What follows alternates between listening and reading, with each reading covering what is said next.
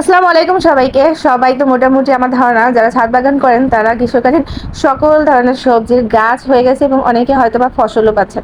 কিন্তু আমার রমজান মাসে একা হাতে সংসারের সবকিছু দায়িত্ব পালন করতে যেয়ে ছাদ বাগানের যত্নটাই করা হয় না।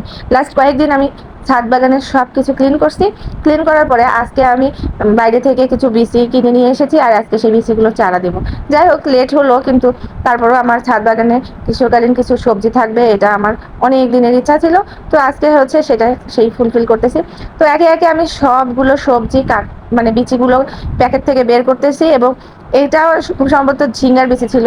আর আমার কাছে ঝিঙ্গার সবজিটা খুব ভালো লাগে, যদিও বা রান্না করলে একবারই অল্প হয়ে যায়, কিন্তু আমার কাছে কেন যেন ঝিঙ্গার যে একটা ঘ্রাণ আছে না, রান্না করার পরে যে একটা ঘ্রাণ থাকে, সেই ঘ্রাণটা আমার কাছে খুব ভালো লাগে। আমি ছোটবেলায় ঝিঙ্গা সবজিটা মাছের সাথে হোক বা এমনি নিরামিষের সাথে হোক যখন দেয়া হতো আমি বেছে বেছে ঝিঙ্গাটা খেতাম।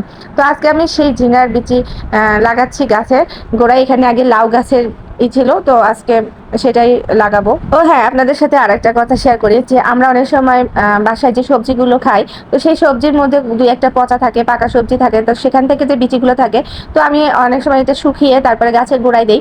তো গাছে যখন আমি পানি দিই হুট করে দেখতেছি এটা একটা নতুন সবজি গাছ হয়েছে, যেটা আমার কাছে বিচি ছিল না। আবারও হচ্ছে দেখা যাচ্ছে যে ওই যে আগে যে গাছ ছিল সেই গাছের বিচি পড়ে আবার নতুন করে চারা হচ্ছে। তো আমি আবার এইদিকে আমার ছেলের সাথে দুষ্টামি করতেছে, আমি ওকে নিষেধ করতেছিলাম, কারণ মানে ছাদে অনেক রোদ ছিল। আর ওকে আমি কিচেনের মধ্যে মানে ছাদে যে রান্নাঘর আছে ওই ছায়ের মধ্যে একটু দাঁড়াতে বলছি, কিন্তু সে সেখানে সোজাভাবে দাঁড়িয়ে থাকবে না। মানে বাচ্চারা যে এত দুষ্ট হয়। আর এখনকার বাচ্চাদেরকে আপনারা কোনো, আমরা যেমন ছোটবেলায় অনেক শাসন করতাম, মানে শাসন করতো আমাদের মায়েরা, তো এখনকার বাচ্চাদেরকে সেভাবে শাসন করাও যায় না, তারা এখন অ্যাডভান্স হয়ে গেছে। তো আমি ওকে হাত দিয়ে ইশারা দিয়ে বোঝাচ্ছিলাম, কিন্তু সে কিছুতেই বুঝতে চাচ্ছিল না। তো আমার যতগুলো টব ছিল মোটামুটি ফাঁকা, আর আমি রেডি করেছিলাম জৈব সার দিয়ে, সবগুলোতে একটু একটু করে বিচি লাগিয়ে দিয়েছি।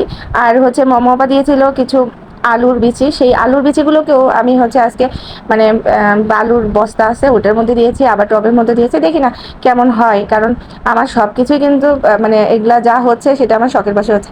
হলো হলো, না হলে না হলো, কোনো আফসোস নাই।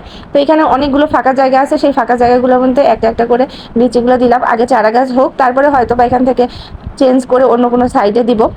আর এই যে দেখেন আমার পাতাকপির পাতাগুলো এত সুন্দর হচ্ছে, আর এগুলো আমি কাটছি না, অনেকগুলো কেটে ফেলেছি আর এগুলো রেখে দিয়েছি।